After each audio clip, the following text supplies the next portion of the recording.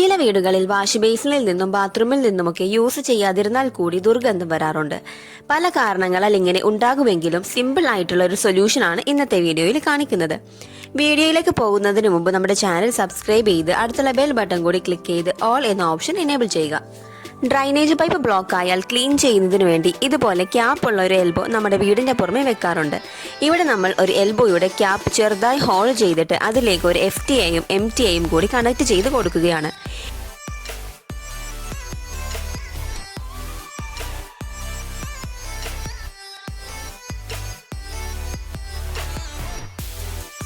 ഇനി ഇതിന്റെ ബുഷ് കൂടി ഇട്ടിട്ട് എൽബോയിലേക്ക് കണക്ട് ചെയ്ത് കൊടുക്കാം.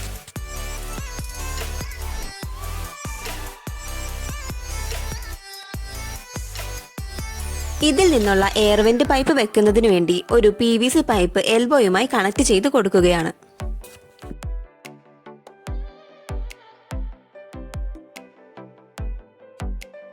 ഫൈനലി നമ്മളൊരു PVC എൻഡ് ക്യാപ്പിന് കുറച്ച് ഹോൾസ് ഇട്ടിട്ട് ഈ ഒരു PVC പൈപ്പിലേക്ക് ഫിറ്റ് ചെയ്ത് കൊടുത്തു.